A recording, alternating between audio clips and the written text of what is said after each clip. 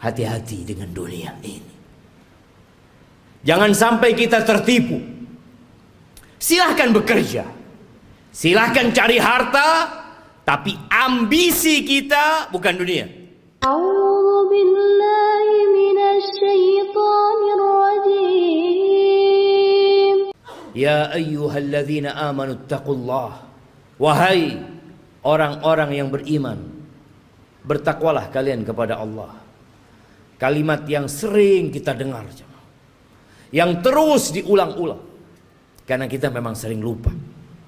Haqqa tuqatihi, ketakwaan yang sebenarnya, bukan sekedar tulisan yang dipampang, bukan sekedar ucapan yang diungkapkan, tapi sesuatu yang diyakini oleh jiwa kita, kemudian diucapkan dengan lisan kita, dan dipraktekkan dengan raga kita.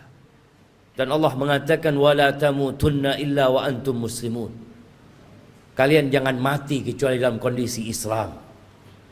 Yang menjadi standar orang baik bukan sekarang, tapi tatkala ajal menyebut kita. Jamaah rahimakumullah, setiap hari kita keluar rumah kita, orang-orang juga keluar dari rumahnya. Anak-anak juga berangkat ke sekolahan. Besok mereka akan melakukan itu lagi. Terus rutinitas yang dikerjakan oleh manusia. Ada yang ke pasar, ada yang ke kantor, ada yang ke pabrik, ada yang di jalanan. Semuanya mencari apa? Mencari uang, mencari harta. Allah telah menanamkan di dalam jiwa kita kecintaan kepada harta. Zuyyina linnas hubbus syahawat minan nisa wal banin wal qanatiril muqantarati minadh dhahabi wal fiddah wal khaylil musawwamati wal an'ami wal harth dzalika mata'ul hayatid dunya wallahu 'indahu husnul ma'ab. Allah menjelaskan kepada kita bahwa telah ditanamkan kecintaan syahwat kepada wanita, kepada anak-anak, kepada harta yang berlimpah ruah, yang bertumpuk-tumpuk. Dulu kuda-kuda yang mewah, sekarang mobil-mobil yang mewah. Pertanian, peternakan, itu sesuatu yang sudah dicintakan kepada kita. Itu kesenangan kehidupan dunia. Tapi di sisi Allah ada tempat kembali yang baik. Lihatlah orang terkaya di dunia ini. Kemana dia bawa hartanya? Dia tinggal.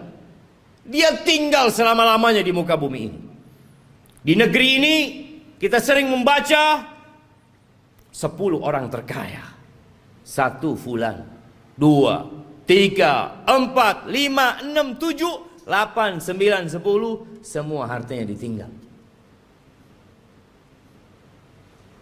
Hati-hati dengan dunia ini. Jangan sampai kita tertipu. Silahkan bekerja, silahkan cari harta, tapi ambisi kita bukan dunia.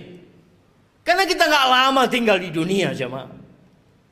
Sungguh sangat bodoh manusia yang menimbun hartanya di sebuah tempat. Dia taruh di brankas. Tiap hari dia kumpulkan di sana. Kemudian setelah itu dia tinggal selama-lamanya. Kemana akalmu? Bukankah kau capek menumpuk harta itu? Bukankah kau sekolah tahunan untuk mendapatkan harta itu? Dan engkau udah dapat. Kenapa kau gak bawa?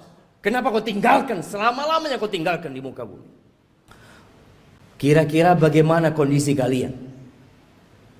Nabi menyampaikan ini dalam kondisi sahabat susah, tidak tahu apa yang besok mereka makan. Dalam kondisi sebagian sahabat ketika berangkat perang, sehari hanya makan 1 butir kurma. Sehari hanya 1 butir kurma. Rasulullah SAW menyampaikan ini dalam kondisi sahabat berangkat perang, dalam kondisi tidak ada alas kaki buat mereka. Sampai kuku mereka ngelupas. Nabi menanyakan kepada mereka yang hidup menderita secara harta pada waktu itu. Kira-kira bagaimana kondisi kalian apabila Persia dan Romawi ditaklukkan, kemudian harta mereka dibagikan kepada kalian? Ayu qaumin antum? Kira-kira kalian jadi orang yang seperti apa?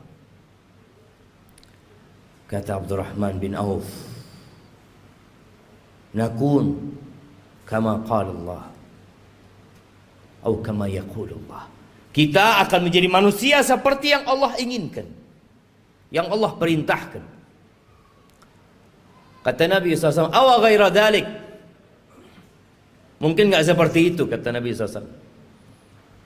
Jamaah, kita pernah susah secara ekonomi. Ingat dulu mungkin ketika motor kita motor bekas. Ingat dulu ketika kita sebagian belum menikah, nggak punya apa-apa. Kemudian terus bertingkat kondisi ekonomi kita. Semakin membaik. Dan terus Allah kasih lagi kepada kita. Sekarang bagaimana kondisi kita? Abdurrahman bin Auf mengatakan kita akan menjadi orang seperti yang diinginkan oleh Allah dan Rasulnya. Tapi kata Nabi SAW, mungkin nggak seperti itu kalian. Apa yang akan terjadi? Tatanafasun. Yang pertama, kalian akan bersaing. Udah punya harta banyak, yang seharusnya hidup tenang, sakit jiwa. Terus dia bersaing. Motornya kepingin lebih baik dari motor orang lain, handphonenya kepingin lebih baik dari orang lain, hartanya kepingin lebih banyak dari orang lain, rumahnya kepingin lebih bagus dari yang lainnya. Terus didorong oleh penyakit. Tatanafasun. Itu yang akan terjadi. Oke. Bersaing boleh, selama kita tidak menzalimi orang lain. Tapi Nabi SAW mengatakan itu hanya awal yang akan terjadi. Yang kedua, thumma tatahasadun. Kalian akan saling hasud setelah itu. Karena dunia ini sempit, jamaah. Kursi-kursi itu terbatas. Kalau sudah ada yang duduk di sana, yang lain nggak bisa duduk di situ. Dia harus turunkan dia. Dia harus menggantikan posisi itu. Kalian akan saling hasud. Nabi SAW mengatakan yatba'ul mayyit thalath. Yang ikut jenazah kita kalau kita mati 3. Maluhu wa ahluhu wa amaluhu. Apa yang ikut mengantarkan ke kuburan? Diantar pakai mobil-mobil, semua pada ikut ke sana. Hartanya ikut berangkat. Kalau dia orang kaya, punya banyak anak buah, anak buahnya ikut mengantarkan ke kuburan. Kalau dia orang terkenal yang banyak fan-nya, akan banyak yang ikut mengantarkan ke kuburan. Ya, keluarga, harta ikut. Yang ketiga amal. Yang 2 pulang. Tuh kita lihat ribuan orang yang mungkin mengantarkan jenazah. Ada 1 yang mau tinggal di dalam? Nggak ada. Anaknya mungkin. Orang tuanya mungkin. Kawan dekatnya? Nggak ada. Anak buahnya yang dia kasih bayaran, yang terus dibayar, mau menemani majikannya di dalam kuburan? Nggak ada. Siapa yang menemani? Amaluhu, bas amalnya. Maka segera beramal. Badiru bil amal. Kata Nabi SAW, segera kalian beramal. Segera. Fitanan kaqita'il lailil muzlim. Sebelum datang fitnah-fitnah, ujian-ujian, kekacauan-kekacauan yang seperti potongan malam yang gelap gulita. Apa yang terjadi ketika datang fitnah itu, jemaah? Kalau kita menunda-nunda beramal, menunda-nunda hijrah kita, menunda-nunda untuk berubah jadi orang baik, yusbihur rajulu mu'minan wa yumsi kafiran. Paginya masih beriman,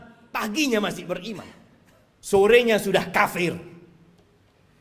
Wa yumsi mu'minan wa yusbihu kafiran. Sorenya masih beriman, datang kajian mungkin dia, masih sholat asar, subuhnya sudah kafir.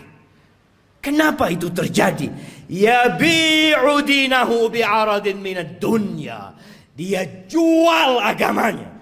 Dia jual. Dia barter dengan sedikit kenikmatan dunia. Nggak lagi mikir halal haram. Yang ada dalam benaknya harta, jabatan, kedudukan, padahal semua itu akan ditinggalkan. Allahu ala Muhammad.